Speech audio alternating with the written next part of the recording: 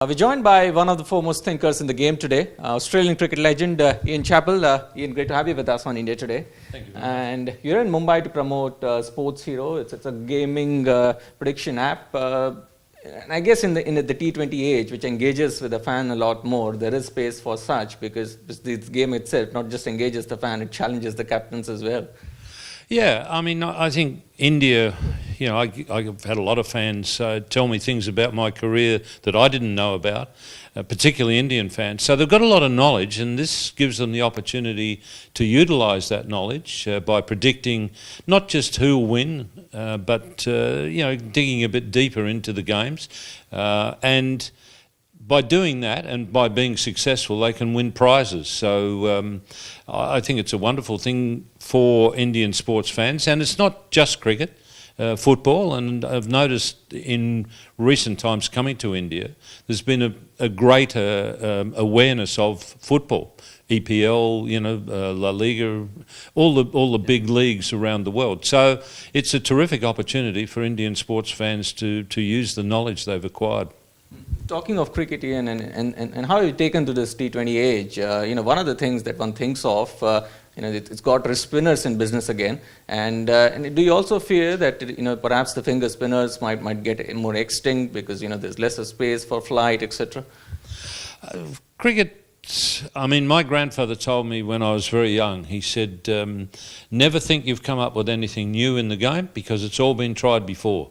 He said, it's like your old suit. He said, you hang on to it long enough, it'll come back into fashion. So, I think there was like 20 years ago, or just before Shane Warne came along, people were saying leg spinners are finished. We won't see leg spinners. Suddenly you saw Warne. Now have a look. There's wrist spinners being successful everywhere, particularly in the shortest form of the game. So I don't think you can say that finger spinners will. They might have a dip in popularity for a while, but they'll come back again. Like your old suit, they'll come back into fashion. It's never a bad time to ask you about batsmanship in the game today. Who do you think is the best in the business today across formats? And do you have the same name to answer when I ask to you to name the best batsman in Test cricket? Yeah, I mean, it's very much who you like to watch. And I love watching Virat Kohli play. I mean, I thought the innings that he played in Adelaide, when he scored a century in each innings, but the century in the second innings, that's the best knock I've ever seen, a counter-attacking knock. So I think he's got the game that works across all formats. He's the player that I probably enjoy watching the most, along with David Warner. And I'm going to be sad that Warner's not going to be there for 12 months because I really enjoy watching him play. So I guess it's the aggressive players that I like because I think you can only have success as a batsman if you're thinking about scoring runs. If you're thinking about survival, I think you're in trouble as a batsman. So they're two of my favourites. But I suppose in Steve Smith's absence for the next year or so, Virat will have it easy in that fashion?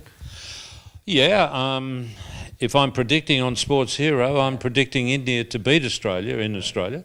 I think this is the best opportunity they've ever had, India, to win a series in Australia. Particularly without Smith and Warner, the Australian batting will be not bereft, but it'll be diminished. And so it's a wonderful opportunity for India. The other challenge for Virat looking ahead would be the Tour of England, where he had infamously averaged 13 in 5 test matches. Obviously, that was the moving ball challenge and all of that. But because India plays so much all formats cricket, every other team does, there's little time for preparation. Do you see him exercising the demons of last English tour? I'm sure he'll have that in his mind, that he'll want to avenge the last tour. And that's the sort of motivation that brings out the best in a player like Virat Kohli. But, making the adjustment from T20 to Test cricket, for instance, I don't think it's a bad thing because if you're playing T20 cricket, you've got to be thinking about scoring runs. If you're thinking about scoring runs, that gets your feet moving and it gets you in a positive frame of mind. So it's not necessarily a bad thing for Virat Kohli to go from a lot of IPL into England and then be very quickly playing Test matches. He might get a county stint as well, a short one, which he's looking at. So your prediction had for Virat says he will overcome Anderson and Broad this time around. You think it'll still be a challenge? Oh, it'll be a hell of a challenge. I mean, there's probably no better bowler under English conditions than Jimmy Anderson. I haven't seen a swing bowler bowl as well as Jimmy Anderson, swinging the ball both ways for such a long career. You get some guys who do it well for a little while, but not for the length of time that Jimmy Anderson's done it. So it'll be a challenge for Virat Kohli, but he appeals to me as the sort of player who likes a challenge, and I'm sure that having the motivation of avenging his poor tour last time, he'll play a lot better. He's 10 years into his career in Virat Kohli. I don't know how you are about comparisons of generations, but do you think by the time he's finished, he could possibly be a bigger match winner than a Tendulkar? I think he's yes, I think he's more of a match winner than Tendulkar, but it's a very hard definition to make about a batsman whether he's a match winner or he's not, because you can be a damn fine player. I mean, probably the best example I'd give is Brian Lara. Brian Lara got 600 runs in 3 Test series against in a 3 Test series against Sri Lanka, and West Indies lost 3-0. So, I mean, you can be a good batsman, you can play very well, but you lose the match because your bowlers don't bowl so well. So I think Virat Kohli's probably got a more rounded bowling attack than what Tendulkar had. But just purely as in putting an expert eye on, how do you compare the two as batsmen? They're both damn fine players. I mean, all you know about comparing eras is that a champion player in one era would be a champion player in another era. So, I mean, if Tendulkar was starting out now, he'd be a champion again. And his captaincy, I mean, one thing you got to say about his captaincy is it hasn't affected his batting, but tactically of what you've seen of him, do you see him getting India the overseas victories that one looks for and going on to become a top captain? I think he's a very good captain, Kohli, again, because he's thinking about winning matches, not just drawing games or putting up a good fight. He's thinking about how he can win games. The only thing I'd say about Virat's captaincy is he's very emotional, and I think as a captain you've got to even out your emotions rather than be up and down. But I think he'll, in part of his maturity will be that he will even out his emotions. But I like the way he captains because he's aggressive and he's thinking about winning games. One other Indian player that I'd like to pick your brains on is Rohit Sharma. You've spoken highly of him. You've been surprised that he hasn't, still made his mark in Test match cricket. I mean, there have been other players in the past who not technically perfect, but have made it. Yeah, he's been one of my great disappointments, Rohit Sharma. When I first saw him in Australia, back about 2007, 2008, and I saw him in some one-day games, and I saw the way that he played the short pitch delivery in Australia. And I thought, boy, this guy's really a good player and he's going to be very good under all conditions. He's been very good in the short forms of the game, particularly the 50-over game. I mean, he's spectacular. I mean, how can you score 264 in a 50-over game?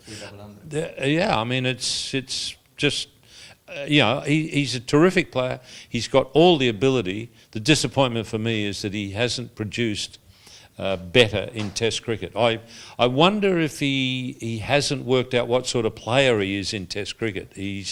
And the other thing that I wonder is if batting behind Virat Kohli is a problem for him. And in saying that, I'm likening his situation to Gordon Greenidge and Viv Richards.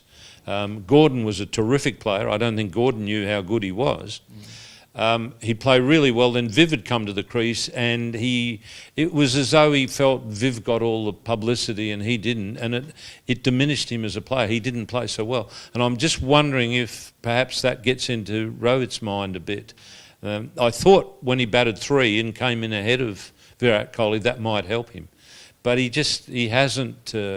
I mean, the talent that he's got, he should be one of the best Test players, around. Switching to Australian cricket, Ian, are you worried about the state of affairs currently? I mean, Tim Paine's the captain. I mean, he isn't the best wicketkeeper batsman in the world, and he'll be leading the side for a while. One would think, with all the events that happen, how do you foresee things? It's going to be difficult for Tim Paine. I feel a bit sorry for him. He's been put into a tough situation, and Australia are going to. They're going to struggle for a while. Batting wise, the one saving grace for Australia is they've got a very good bowling attack, and you can quickly rebuild a team on a good bowling attack. But the batting, it's a bit like Mother Hubbard's cupboard at the moment. It's pretty bare in Australia when you take Warner and Smith out. So it's a matter of what the others do, whether they are buoyed by the fact that this is an opportunity for them without Smith and Warner, or whether they feel deflated by the fact that Smith and Warner aren't around. But I think Australia's going to have a dip for a while, and it'll be, I don't know how long it'll be, but it'll be a while before they come back to decent strength. So when India goes to Australia later in the year, it's a lot more onus on the Australian bowlers, I would think, and that would perhaps decide the series, you think? Well, it was Andy Roberts, the great West Indies fast bowler, who said it doesn't matter what they bowl us out for, we'll bowl them out for less. I think that's how the Australian bowlers are going to have to think, because I don't think they're going to have so many runs to play with. And finally, your take on the whole ball tampering issue. I mean, you said what you wanted to, but the likes of Shane Warne and Ricky Ponting suggested there's been a bit more hysteria than what it was. How do you reflect on it after a few days? Bloody stupidity. I mean, the thing that bothers me is that you've got probably 30 people in that Australian contingent in South Africa. 15 players and probably same number of support staff.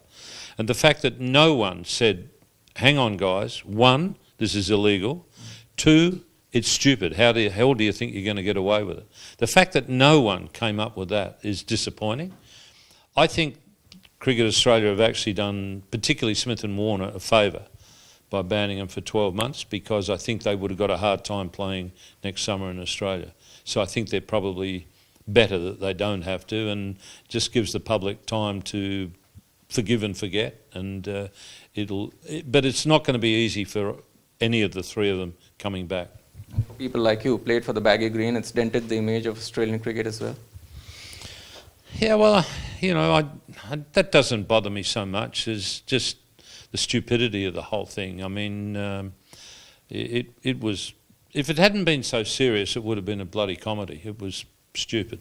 One final thing, so then one needs to review the ball tampering laws, you think, the punishments, because the ICC obviously was happy with one test match ban. Yeah, well, they're talking about reviewing the circumstances with ball tampering, but when the ICC talk about doing things, I don't hang by the neck waiting.